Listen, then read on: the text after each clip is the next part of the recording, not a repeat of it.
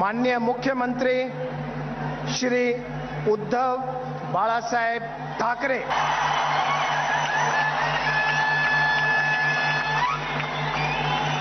छत्रपती शिवाजी महाराजांना वंदन करून Maharashtra government seems to be a child of controversies. Ever since the election result came out, the state is battling with political crisis, one or the other. From governor rule to 80 hours of Fadnavis government to the current formation of Mahavikas Aghadi. The people of the state have witnessed their votes going for a toss. While CM Uddhav Thackeray is surely the third CM of Bala Saheb's Shiv Sena, but he has been seen compromising his party's ideology under the various political compulsions. मैं आपसे पूछना चाहता हूँ, क्या Shiv Sena secular हो गई है? Secular का मतलब क्या है? वो मैं आपसे जानना। नहीं, मैं क्यों जानूं? आप पूछो ना मुझे। सेक्युलर पहले बताओ, सेक्युलर का मतलब क्या है? Whether it's his allies remark on Veer Savarkar, आपने भाषण दिया, भाषण के लिए माफी दीजिए। मुझे कहते हैं सही बात बोलने के लिए माफी बोलूं, माफी मांगूं। भाइयों और बहनों, मेरा नाम राहुल सावरकर नहीं है, मेरा नाम राहुल गांधी है। or parties stand on NRC bill. मुख्यमंत्री उद्धव ठाकरे ने नागरिकता कानून को लेकर बड़ा बयान दिया है, जिससे महाराष्ट्र में उनके महाविकास अघाड़ी सरकार पर संकट आ सकता है। उद्धव ने कहा है कि नागरिकता कानून से किसी पर कोई असर नहीं होगा, एनपीआर से भी कोई असर नहीं होगा। हालांकि उन्होंने ये जरूर कहा और साफ किया कि एनआरसी वो महाराष्ट्र में लागू नहीं होने देंगे। Cut to the latest Palghar incident of killing 2 Hindu saints, which again questions the sovereign ideology of the party. Currently, the state is going through a rough situation of dealing with corona crisis. However, before someone could politicize it, their own ally Congress seems to turn the tables. Rahul Gandhi made Shiv Sena responsible for all the decision making regarding the crisis, and Congress just being a mere supporter. I would like to make a differentiation here. We are supporting the government in Maharashtra, but we are not the key decision maker in Maharashtra. We are the key decision maker in Punjab. We are the key decision maker in Chhattisgarh, in Rajasthan, in Pondicherry. So there is a difference between running a government and supporting a government. On the other hand, BJP MP Narayan Rane has asked for the president rule in the state. Speculations are that the BJP is trying to topple the government, to which the ex-CM Devendra Fadnavis has said that the BJP is not interested in pulling down the government, but it will surely fall by its own burden. Seeing the current situation, the big question is still there. How long the Mahavikas Aghadi government can survive?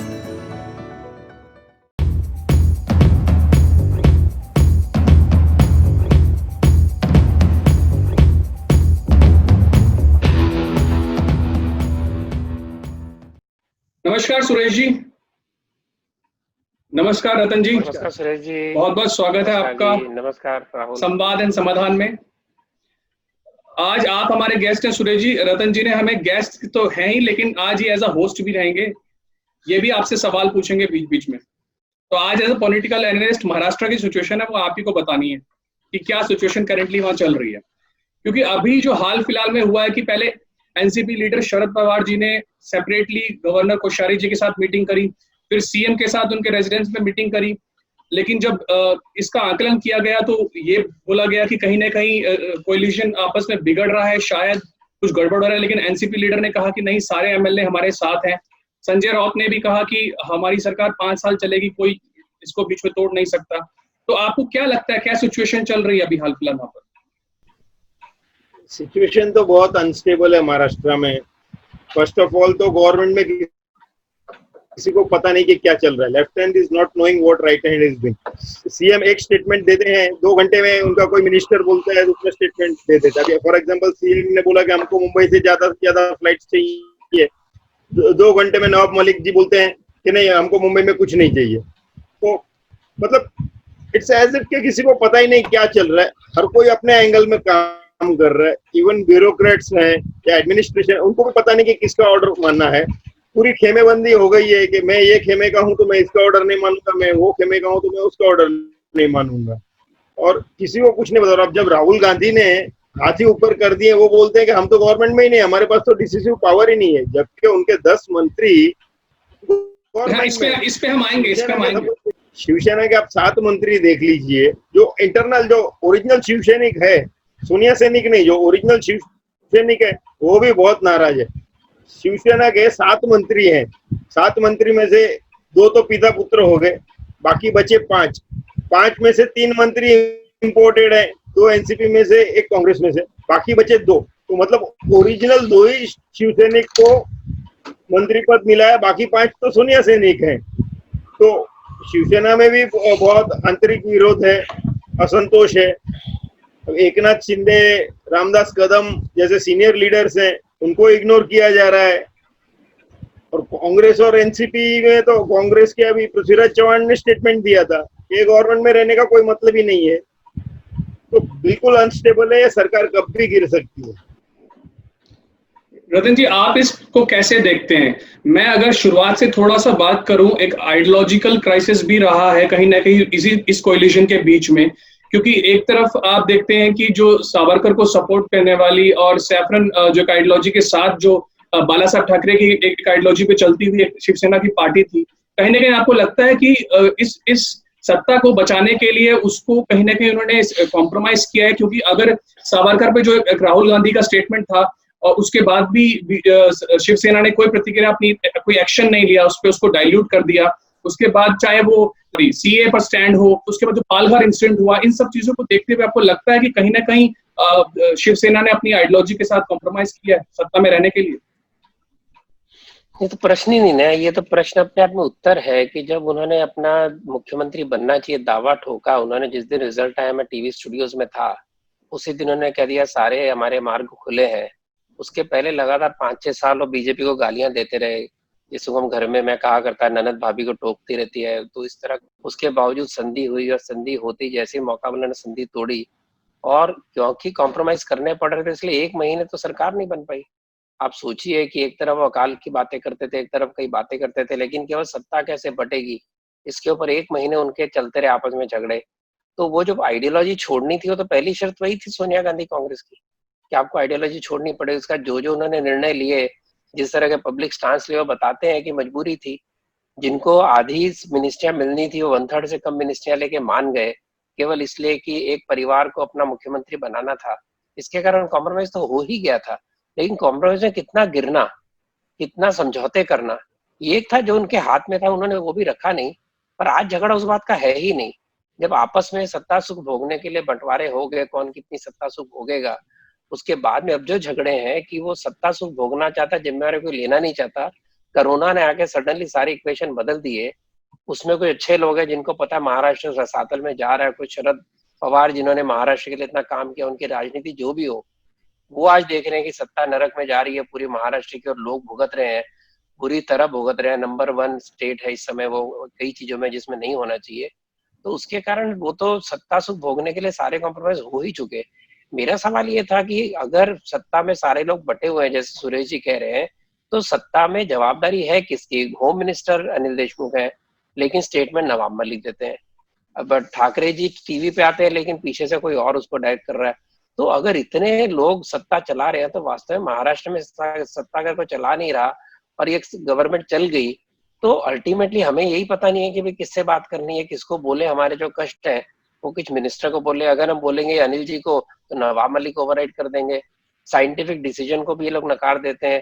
तो ये जो एक आपस के दावपेच के अंदर हम लोग भुगत रहे हैं, कि गवर्नमेंट ऐसी ही चलती रही तो इसका अंत तो बहुत बुरा होगा हम लोगों का, उनका तो नहीं होगा। तो मैं नहीं मानता सत्ता इसने आसानी से टूटेगी, क्योंकि ये दिखावा भी हो सकता है कि देखो हम बड़े चिंतित है लोगों के लिए, अपनी कॉन्स्टिट्यूएंसी को एड्रेस कर रहे हैं, लेकिन जो उनको गोंद मिली हुई है सत्ता की, वो कांग्रेस और इनको एनसीपी को तो मिलेगी नहीं अगर वो तोड़ देते गवर्नमेंट। शिवसेना का तो स्कोप भी नहीं है। शिवसेना अपना अभिमान छोड़ के बीजेपी का सताएगी कि नहीं पता नहीं। तो कई क्वेश्चन है, लेकिन ये पक्की बात है कि महाराष्ट्र के हम जो लोग हैं, हमें बहुत नुकसान हो रहा है। सुरेश जी, जो रतन जी ने सवाल उठाए उसका तो आप जवाब देना, लेकिन इसके साथ मैं ये भी पूछना चाहूंगा कि क्या आपको लगता है कि अंदर क्या चल रहा है? क्योंकि जो कहा जा रहा है कि शरद पवार चाहते हैं कि लॉकडाउन को ईज किया, मतलब उसको अब थोड़ा सा ढील दी जाए, लेकिन जो सीएम है वो नहीं चाहते ऐसा हो। तो क्या आपको लगता है कि वास्तविक स्थिति क्या चल रही है? ये दिखावा चल रहा है या वाकई ही अंदर कोलिजन में कहीं ना कहीं दरार आ रही है? कोलिशन में दरार तो पहले दिन से ही थी और वो दरारें बढ़ रही हैं। सब एक दूसरे के डिसीजन को ओवरराइड करना, सीएम के डिसीजन को ओवरराइड करना।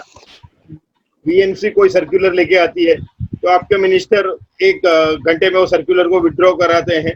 तो I mean there are lot of internal contradictions. तो आई मीन नोबडी, रतन जी क्या, मेरे को भी नहीं पता, आपको भी नहीं पता, इवन ऑफिसर्स को भी नहीं पता कि किससे बात करनी है, कि सीएम से बात करनी है, कि नवाब मलिक से बात करनी है, कि अनिल देशमुख से बात करनी है। किसी को कुछ पता ही नहीं कौन क्या कर रहा है। अब एग्जांपल देता हूँ आपको मैं। छोटा सा सवाल है सुरेश जी कि नवाब मलिक को मुंबई की जिम्मेदारी दे दी गई, ऐसा लगता है, ऐसा है क्या? क्योंकि मुंबई की सारी बातें तो वही डिसीजन ले रहे हैं, ऐसा लगता है, जिस तरह के स्टेटमेंट देते हैं। मुंबई के पालक मंत्री तो आदित्य ठाकरे जी हैं, बट अभी दोनों आदित्य ठाकरे जी और उद्धव ठाकरे जी तो मातोश्री में बिजी हैं। बीच में फोटो भी आई थी वो कैरम वगैरह खेलते हुए, तो शायद इसके लिए नवाब मलिक को डेलीगेट कर दिया होगा, पॉसिबल है। बाकी मेन सवाल तो यही खड़ा हो रहा है कि अब फॉर एग्जांपल आपको बताता हूँ कि उद्धव जी ने ऑल पार्टी मीटिंग बुलाई मंत्रालय में, सारे पार्टी के लोग आए, उधर पहुंचे तो, और वो उद्धव जी खुद ही नहीं है क्योंकि उन्होंने वीडियो कॉन्फ्रेंसिंग की। अगर आपको वीडियो कॉन्फ्रेंसिंग से ही मीटिंग करनी थी तो आपको ऑल पार्टी मीटिंग बुला रहे हैं तभी बता देना चाहिए था ना कि हम वीडियो कॉन्फ्रेंसिंग करते हैं। तो सारी पार्टी वाले अपने यहाँ से वीडियो कॉन्फ्रेंसिंग करते, कोई मंत्रालय आता नहीं, कोई रिस्क लेता नहीं। ये अपने मातोश्री में बहुत अच्छी तरीके से सेफ बैठे हुए हैं, इनको घर से बाहर निकलना नहीं है और बाकी काम डेलीगेट कर रहे हैं। अब जैसे पालघर का इंसिडेंट हुआ, इन्होंने उसको भी सीरियसली नहीं लिया, उस पर कोई एक्शन नहीं हुआ। अब नांदेड़ में एक साधु को मार दिया गया, तो ना कोई लॉ ऑर्डर है, ना कोई हेल्थ मिनिस्ट्री काम कर रही है, कोई मिनिस्ट्री काम नहीं कर रहा, सब अपने हिसाब से राम भरोसे चल रहे हैं, सॉरी आई मीन रोम भरोसे चल रहे हैं। लेकिन कहीं ना कहीं जब ये सब कुछ खत्म हो जाएगा तो फिर से एक बार एनआरसी और वो जो मुद्दे हैं वो फिर जब उठेंगे तो फिर से शिवसेना के स्टैंड पर सवाल जरूर उठेंगे। उस चीज के बारे में बाद में बात करेंगे। लेकिन रतन जी, मैं आपसे एक सवाल फिर पूछना चाहता हूँ कि कांग्रेस की क्या भूमिका है इन सबके बीच में? क्योंकि कहीं ना कहीं कैबिनेट में अगर 10 प्रोफाइल कांग्रेस के मिनिस्टर होल्ड करते हैं, मिनिस्टर ऑफ स्टेट में 2 प्रोफाइल कांग्रेस के मिनिस्टर होल्ड करते हैं, 13 तो टोटल 13 अगर 13 किस तरह प्रोफाइल होल्ड करने के बावजूद अगर 21 डिपार्टमेंट है उनके पास कुछ, उसके बावजूद अगर राहुल गांधी ऐसे स्टेटमेंट देते हैं कि हम सिर्फ हमारा की होल्डर नहीं है और हम सिर्फ सपोर्ट में हैं, क्या आपको लगता है कि ये एक बहुत इमेच्योर स्टेटमेंट नहीं है, अपनी जिम्मेवारी से भागना दिखाता नहीं है? देखिए, राहुल गांधी जी ने कभी कोई जिम्मेवारी ली ही नहीं, केवल हार की जिम्मेवारी एक बार ली उन्होंने, बड़ी ग्रेशियस ली। लेकिन अगर आप देखें तो 10-12 साल वो लोकसभा में थे, कोई भी मंत्री पद, कोई भी जिम्मेवारी पार्लियामेंट की उन्होंने ली नहीं। मनमोहन सिंह जी के बार बार कहने के बाद भी अनुभव इकट्ठा करने के लिए बहुत जरूरी थी। प्रेसिडेंट बने, उसके बाद उन्होंने लगा सारे इलेक्शन हारे, 1-2 इलेक्शन उन्होंने ग्रेशियसली कहा कि हाँ मैं हारा, लेकिन जिम्मेवारी ली। लेकिन जिम्मेवारी लेने के बाद पार्टी खड़ी करने की जिम्मेवारी उनकी नहीं थी। वो रिजाइन कर दिया, अपने सामने सक्सेसर सेट हो, ये पक्का है, ये जिम्मेवारी नहीं थी। आप अधिनियम फाड़ सकते हैं, आप लोगों को डांट सकते हैं, आप टीवी में स्टेटमेंट दे सकते हैं, तो कांग्रेस कौन चला रहा है? महाराष्ट्र कांग्रेस कौन चला रहा है? एक सवाल है। दूसरा, महाराष्ट्र में अगर सत्ता पे नहीं आते थे, इनकी पार्टी पहले 4 नंबर की है, 4 से 5 पे जा सकती थी, इतने उसके टुकड़े हो जाने थे। और ऐसा मैंने सुना है कि वो ना टुकड़े हो, इसके लिए मजबूरी में केंद्र की कांग्रेस पार्टी ने, सो कॉल्ड हाईकमांड ने ये गवर्नमेंट अलाउ की, वो कई दिनों का डिले उसके कारण भी था। तो सत्ता की गोंद के बिना उनका जिंदा रहना मुश्किल था। सत्ता में तो आ गए, 23-21 मिनिस्ट्रियां भी छीन ली, लेकिन अगर जिम्मेवारी नहीं लेता उनका नेता और यहाँ के मिनिस्टर भी नहीं लेते, केवल वो मलाई खाएंगे लेकिन आगे कचरा खाने के लिए या गाली खाने के लिए चीफ मिनिस्टर को खड़ा करेंगे, ये तो सबसे बड़ी गैर जिम्मेवारी। इतने संकट के समय जब वो मोदी सरकार को घेर रहे हैं, बार बार बीजेपी की सरकारों को घेर रहे हैं, तो उनकी खुद की सरकारें क्या करेंगी? महाराष्ट्र इतना बड़ा सेंटर बना, मुंबई इतना भयंकर सेंटर बना, तो अगर कांग्रेस कोई जवाबदारी नहीं लेती, कांग्रेस ने तो मुंबई को नर्क में डालने के सिवा कुछ किया ही नहीं। अगर आप देखें उनके इतने सालों का इतिहास, अगर देवेंद्र फडणवीस ना लाते इस तरह की मेट्रो, इतने सालों के इतिहास में कितने उन्होंने फ्लाईओवर बनाए, कितनी मेट्रो बनाई, इसकी गिनती हमारे सामने है। तो मुंबई से केवल टैक्स कलेक्ट करना, डोनेशन इकट्ठे करना, लेकिन मुंबई के लिए कुछ नहीं करना, ये प्रिंसिपल था उनका। तो उसमें अगर आज उन्होंने, जब वो बाद में ये गडकरी आए, ये देवेंद्र फडणवीस, इन्होंने सारा चित्र मुंबई का एक आशा में परिवर्तित किया था। अनफॉर्चुनेटली अब जो हुआ है उसके बाद तो फिर मुंबई की हालत है, तो जिम्मेवारी न लेना बड़ी बात नहीं है, लेकिन फिर सत्ता में रहने की आवश्यकता नहीं है, पर सत्ता में रहना आवश्यक है, क्योंकि नहीं तो उनके लोग भाग जाएंगे। तो ये जो सत्ता का एक बहुत अधिक आकर्षण है जिसके बिना कांग्रेस का जिंदा रहना मुश्किल है, ये दुर्भाग्य की बात है, क्योंकि अगर आप काम करते तो आपके काम का लोग कुछ ना कुछ आपको असर देते। अगर एनसीपी कांग्रेस को छोड़ के नंबर 1 बन गई, उसका मुख्य कारण था कि उसका नेता जमीन पर दिख रहे थे। हमारे उनके आइडियोलॉजिकल विरोध होंगे, सब होगा, लेकिन जहां वो बैठे हैं वहां लोगों के अंदर थे, कांग्रेस के नहीं थे। तो जब तक ये राहुल गांधी नहीं समझते तो महाराष्ट्र का मॉडल सारे भारत में ये होने वाला है, बिकॉज वो लोगों को जोड़ नहीं पाएंगे, बाद में सेकेंडरी टर्शियरी फोर्स बनेंगे, फिर कुछ कर नहीं पाएंगे, लेकिन बोलेंगे सत्ता हमें चाहिए। तो ये जो कारण है, इसीलिए आज कांग्रेस की गति सेंटर में भी है। सुरेश जी, आपका क्या रिएक्शन है कांग्रेस राहुल गांधी की इस प्रतिक्रिया पर? जब भी आप राहुल गांधी की कोई स्पीच सुने या उनका कोई स्टेटमेंट सुने, तो आप एक चीज हमेशा ध्यान में रखिए कि उनकी कंपटीशन कपिल शर्मा से है। उनकी कंपटीशन कोई पॉलिटिकल लीडर से नहीं है, उनकी कंपटीशन हमेशा स्टैंड अप कॉमेडियन से है। और आज भी वो कपिल शर्मा को बहुत अच्छी तरीके से स्टैंड अप कॉमेडी में पछाड़ रहे हैं। तो आप राहुल गांधी का स्टेटमेंट समझ लीजिए ना, बोलते हैं we don't have power, we are not in power, we can't take decisions. भाई आपके 20 मंत्री हैं और आप बोलते हैं हम पावर में नहीं है। तो उसमें 2-3 मंत्री तो बड़े पैसे वाली मिनिस्ट्रियां हैं। पीडब्ल्यूडी उनके पास है, सिविल सप्लाईज उनके पास है, रेवेन्यू उनके पास में है, एनर्जी उनके पास में है। तो लोगों के लिए राशन पानी दे ही सकते थे लोग। वो राशन पानी जमा कर ही रहे हैं, लोगों के लिए नहीं, अपने लिए कर रहे हैं, वो दूसरी बात है। I mean Rahul Gandhi is now above everything. उन्होंने निर्वाणा अटेंड कर लिया है, वो सिर्फ कपिल शर्मा से कंपटीशन करते हैं।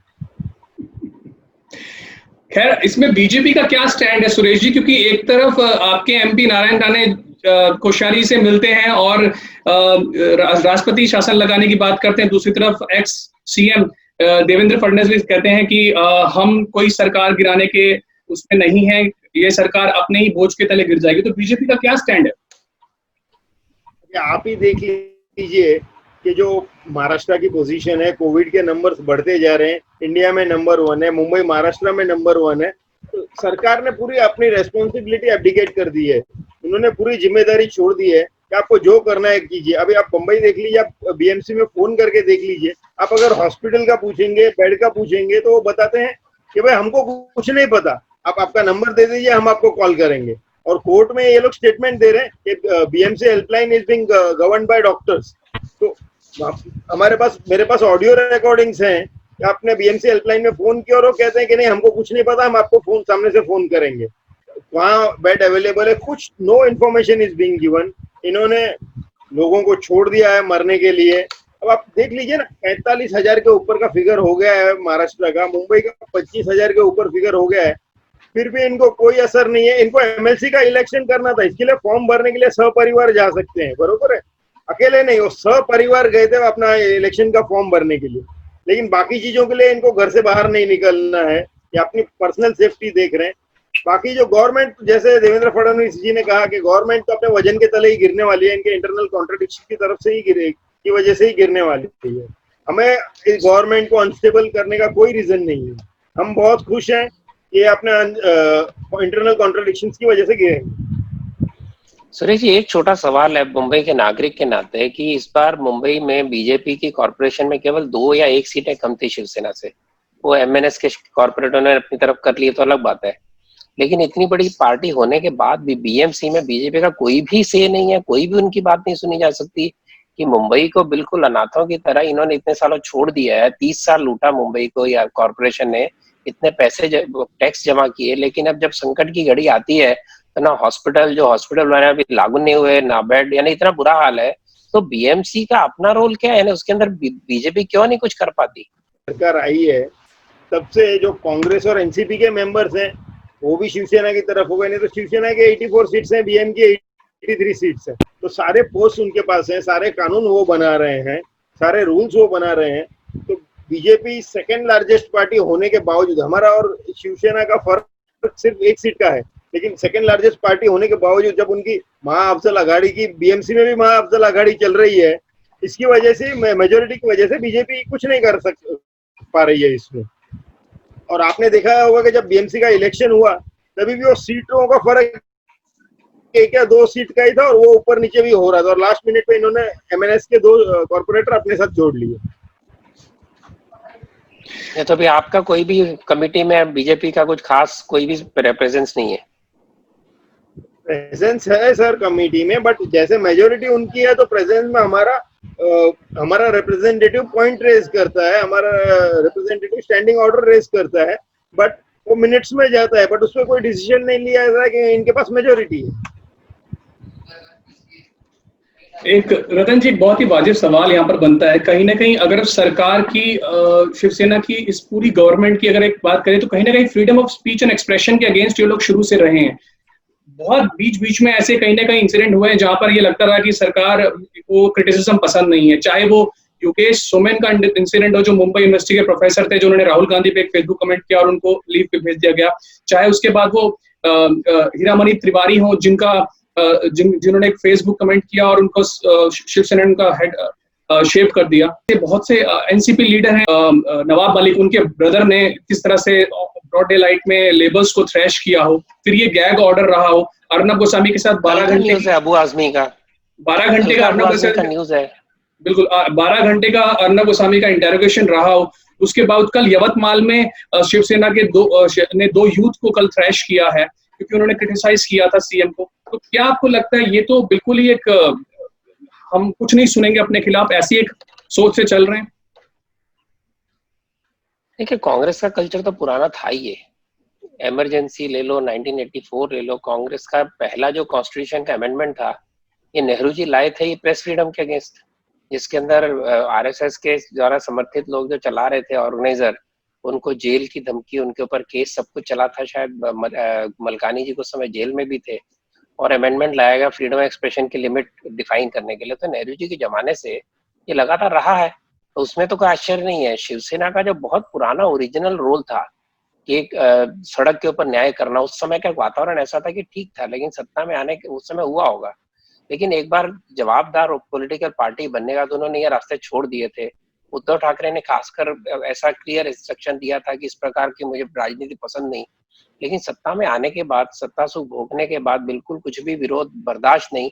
उसका मुझे मुख्य कारण लगता है कि एक सेंसिटिविटी है कि हम कुछ गलत कर रहे हैं, एक सेंसिटिविटी कि हमने गलत अलायंस बनाया, हमने धोखा दिया और ये लोगों को लग रहा है। इसके कारण जो सेंसिटिविटी के कारण जो रफनेस आ गई है उसका बड़ा कारण है। लेकिन ये देश का दुर्भाग्य है, महाराष्ट्र जो प्रांत महाराष्ट्र जो है, जिसके अंदर बड़े बड़े दिग्गज होकर गए, जिन्होंने फ्रीडम ऑफ एक्सप्रेशन के लिए अपने जेलों में चले गए, लोकमान्य तिलक से लेकर और सावरकर जैसे लोग, आज सावरकर जी पुण्यतिथि है, जन्मतिथि है, ऐसे ऐसे लोग जो देश में हुए उस प्रांत के अंदर, और बड़े बड़े सुधारवादी, आगरकर जैसे सुधारवादी हुए, ऐसे क्रांतिकारी विचारों के एक राज्य के अंदर ऐसी घटनाएं हो जिसके अंदर कोई भी आजादी बोलने की ना हो, ये बड़े दुर्भाग्य की बात है। सुरेश जी, आपका क्या कहना है इस बात पे? कि इसमें बीजेपी ने भी कुछ और एग्रेसिव स्टैंड लेना चाहिए। मुझे ऐसा लगता है बीजेपी की चुप्पी, वो या कम बोलना, ये हमें भी खटकता है कि आप इतने पावरफुल पार्टी हैं, सत्ता में नहीं है, तो भी तो उस समय ऐसे अन्याय के विरुद्ध आवाज और जोर से उठानी चाहिए, ऐसा मुझे लगता है। हाँ, क्योंकि ये सिर्फ एक राज्य की बात नहीं है, पूरे देश की बात है। जिस तरह से केरला में एक एंकर के खिलाफ एफआईआर दर्ज होती है, उसके बाद बंगाल में ऑप इंडिया के एक एडिटर के खिलाफ एफआईआर दर्ज होती है, तो पूरे देश में कहीं ना कहीं ये चीज हो रही है, लेकिन बीजेपी जो केंद्र में है उसने इसके खिलाफ कोई आवाज उठाई नहीं। यार सुरेश जी, आपका क्या कहना है महाराष्ट्र में जो ये freedom of speech and expression के अगेंस्ट सरकार जिस तरह से एक्ट कर रही है? महाराष्ट्र में तो ऐसा है ना, वो किस्सा आपसे रह गया बताने का। जितेंद्र आव्हाड ने अनंत तरमुसे को अपने घर पे बुलवा के मारा और बहुत पीटा, पुलिस को भेज के उसके घर से उठवा के अपने घर पे बुलवा के मारा। ऐसा एक किस्सा कल हुआ है। कल कांग्रेस के एक पॉलिटिशियन ने, शेलकर करके नाम है उनका, उन्होंने एक सोशल वर्कर को अपने बंगले पे बुलवा के मारा है। एक कल का ही किस्सा है। तो ये किस्से रोज हो रहे हैं। जैसे आपने यवतमाल का किस्सा बोला, जो मोबाइल शॉपिंग को तोड़ दिया गया, दूसरे बंदे के दुकान को तोड़ दिया गया। आप मानोगे नहीं, ये लोग ऑन एवरेज ये लोग डेली 25 से 20 कंप्लेंट्स कर रहे हैं बीजेपी के कार्यकर्ताओं के खिलाफ। अब इनका कोई मिनिस्टर ट्विटर पे पुलिस को टैग कर देता है कि इसका पोस्ट गलत है तो उस पर लीगल एक्शन ले लिया जाता है। अब एक एग्जांपल देता हूँ, बीजेपी के एक कार्यकर्ता ने सुबह को 7:10 को कोई पोस्ट डाली, 7:30 को FIR हो चुकी थी उसकी, किसी ने कंप्लेन करके 20 मिनट में हो गया। जबकि हम अगर उनकी कोई कंप्लेन का पुलिस कंप्लेन फाइल करते हैं उनके कोई पोस्ट का, तो उस पर कोई एक्शन नहीं लिया जाता है। एक उनके मिस्टर बोचे करके हैं पोस्ट होल्डर, उसके खिलाफ उसने देवेंद्र फडणवीस जी का एनकाउंटर हो ऐसा लिखा है, उसके खिलाफ कम से कम 125 कंप्लेंट हुई है ऑल ओवर महाराष्ट्र, लेकिन उसमें से अभी तक इन्होंने सिंगल कंप्लेंट का कॉग्निजेंस नहीं लिया है। तो ऐसे नहीं है बीजेपी चुप है। अब हम लोग मुंबई बीजेपी वो planning to meet DGP of Maharashtra, appointment भी ली गई थी, लास्ट मोमेंट पे अपॉइंटमेंट कैंसिल हो गई ड्यू टू सैनिटाइजेशन और some other reason that was given to us. तो वी आर ऑन इट, हम हमारे कार्यकर्ताओं के साथ खड़े हैं और we are going to fight it out anyhow. लेकिन सुरेश जी सिर्फ ये कहते ना कि हम कार्यकर्ताओं के साथ खड़े हैं और हम एक्शन लेंगे, लेकिन हालात जो हैं वो तो दिख ही रहे हैं ना। जिस तरह से न्यूज एंकर्स को, एडिटर्स को हैरेस किया जा रहा है, ये तो सामने है, ये तो आए दिन की बात हो गई है। अब कोई भी आर्टिकल लिखा जाता है या कोई भी न्यूज एंकर कोई भी किस तरह से कोई भी अपनी एक न्यूज को प्रोड्यूस करता है, लेकिन उसके खिलाफ तो एक्शन ले लेते हैं। तो ये देखना और कहना और करना बहुत फर्क है। देखिए राहुल, मैं 1975 में मैं एक्टिव था। सूरज जी एक मिनट, कांग्रेस के डीएनए में इमरजेंसी है, आज का नहीं है, उनके डीएनए में इमरजेंसी है, 1975 से चल रहा है। इंदिरा गांधी जी ने इमरजेंसी लगाई थी, राजीव गांधी ने कत्लेआम करवा दिया था लाखों हजारों सिखों का, तो इनके डीएनए में इमरजेंसी है।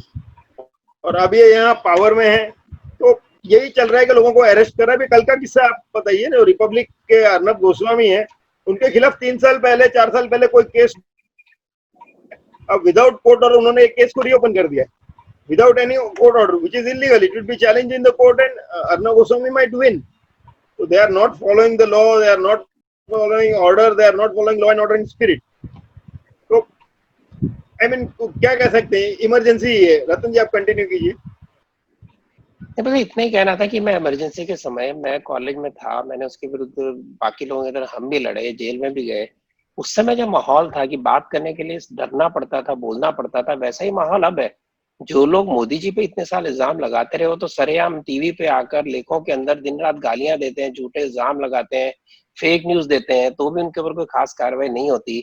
अगर कार्रवाई हो जाए तो सारा बवाल मचा देते हैं लेफ्ट अर्बन नक्सल सारे लोग।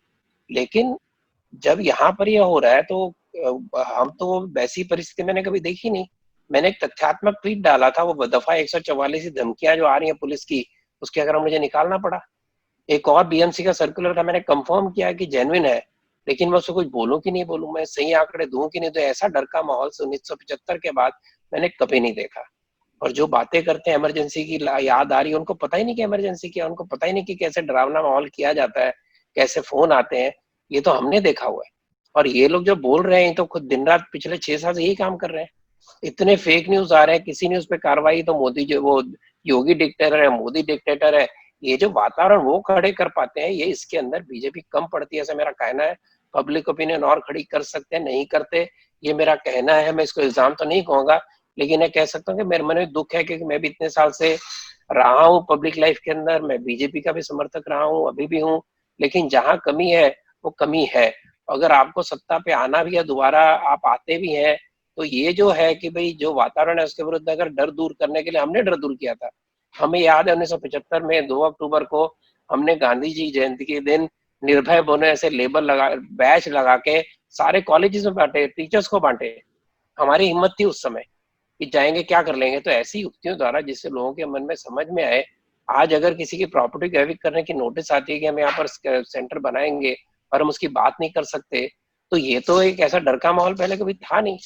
और लगी हुई है इस समय कोविड का सारा हाल है, उसके अंदर कोई आदमी को ले गए पुलिस स्टेशन में, तो क्या करेगा आदमी वो। तो ये वातावरण के अंदर और बहुत एग्रेसिवली बीजेपी को इनको एक्सपोज करना चाहिए, ऐसा मेरे यहाँ से प्रार्थना है। चलते चलते एक आखिरी सवाल सुरेश जी। हाँ बोलिए, आप कुछ कह रहे थे। नहीं, वो आपकी बात बिल्कुल सही है, बट आपको भी पता है कि इनका जो इकोसिस्टम है, अब वो वायर, स्क्रोल, ट्रोल, जो भी है, वायर, लायर, स्क्रोल। सर आपके पास अभी 6 साल सत्ता है, आप ये नहीं कह सकते। 6 साल आपकी सत्ता, आप ये अब नहीं कह सकते। सर आपको भी पता है कि इकोसिस्टम आज का या 2 साल का या 5 साल का नहीं है, इनका इकोसिस्टम 60 साल का है। अब कोई जो आपको बताऊं, अगर एग्जांपल, एक जर्नलिस्ट जो टाइम्स ऑफ इंडिया में आर्टिकल लिखती हैं, अब किनको पता है कि उनके पिताजी दूरदर्शन में एक टाइम पे डायरेक्टर थे, वहां से जाना पड़ेगा, शुरुआत वहां से करनी पड़ेगी। तो उसकी हम कोशिश कर रहे हैं, इनके इकोसिस्टम की तोड़ने की, इनके फेक न्यूज को हटाने की, और हमारी कोशिश जारी है और हम सक्सेसफुल रहेंगे इसमें। उसके लिए चलिए आखिरी सवाल सुरेश जी, क्या लगता है क्या रहेगा इस सरकार का भविष्य? क्योंकि आपने भी एक ट्वीट करके एक बहुत मस्करी तरीके से कहा था कि अगस्त तक शायद या इस साल तक शायद, लेकिन आपको क्या लगता है क्या रहेगा? कोई नहीं बोल सकता। अगस्त, सितंबर, अक्टूबर, जुलाई, आई मीन जिस हिसाब से पता नहीं कब राहुल गांधी बोल देंगे ये हमारी गवर्नमेंट नहीं, हट चलो सब लोग घर पे वापस आ जाओ, खत्म। It's like Kapil Sharma show के you don't know what is going to happen next moment. उसमें एटलीस्ट पता तो होता है कपिल शर्मा के शो में कि आज कौन गेस्ट आने वाला है। इनके यहाँ तो ये भी नहीं पता होता है कि पृथ्वीराज चौहान को घर पे बिठा दिया और बबन राव थोरात को मिनिस्टर बना दिया। तो इनके यहाँ तो ये भी नहीं पता होता कि किसका क्या होने वाला है। आखिरी बात जरूर कहूंगा कि बीजेपी, आरएसएस और सभी संस्थाएं इस सारी संकट की घड़ी में सरकार का पूरा साथ दे रही हैं, सड़क पर उतर के काम कर रही हैं। मैं पर्सनली जानता हूं कि बीजेपी के सभी लोग सड़क पे काम कर रहे हैं। जिन बातों के लिए क्रिटिसाइज करते हैं अलग और राजनीति की है, लेकिन समाज के क्षेत्र में किसी भी दल ने, किसी संगठन ने बिल्कुल फर्क किया नहीं। बहुत हिम्मत से और बहुत लगन से काम कर रहे हैं। रतन जी, इस चीज पे मैं अलग से एक बार आपसे पूरा डिस्कशन करूंगा, आरएसएस की भूमिका पे, जिस तरह से उन्होंने पूरा कार्य किया है इस पूरे क्राइसिस के दौरान। मैंने बीजेपी का भी कहा कि बीजेपी के बारे में कहें कि केवल क्रिटिसाइज करते हैं, ऐसा नहीं है। महाराष्ट्र में प्राण दांव पे लगा के इनके भी कार्यकर्ता काम कर रहे हैं, मैंने अपनी आंखों से देखा है। तो इसलिए यहाँ राजनीति उसमें कुछ नहीं है। राजनीति सत्ता की राजनीति है। ये सारा जो क्रिटिसिज्म है सत्ता की राजनीति का क्रिटिसिज्म है। काम के बारे में बीजेपी ने कभी भी नेगेटिव भूमिका नहीं ली महाराष्ट्र में। इसका मैं पर्सनल गवाह हूं कि मैं भी इनको भी क्रिटिसाइज कर रहा था, लेकिन इस मामले में नहीं। ठीक है, हमारी उम्मीद तो ये रहेगी कि कुर्सी की लड़ाई अपनी जगह, लेकिन आम जनता की जिंदगी बहुत इंपॉर्टेंट है और ऐसी संकट की घड़ी में सभी को साथ मिलकर, चाहे वो सत्ता हो या विपक्ष हो, काम करना है जनता के लिए। क्योंकि 5 साल बाद आप इसी जनता से वोट मांगेंगे, उस वक्त ये जनता इंसाफ करेगी या ये याद रखेगी आपने किस तरह से 5 साल उनको दिए। बहुत बहुत धन्यवाद जुड़ने के लिए सुरेश जी। उम्मीद है एक बार फिर आपसे जुड़ेंगे। रतन जी बहुत बहुत धन्यवाद। Are we ready? 3, 2, 1. So this is it for this episode. We will be back again with another issue on Samvad and Samadhan.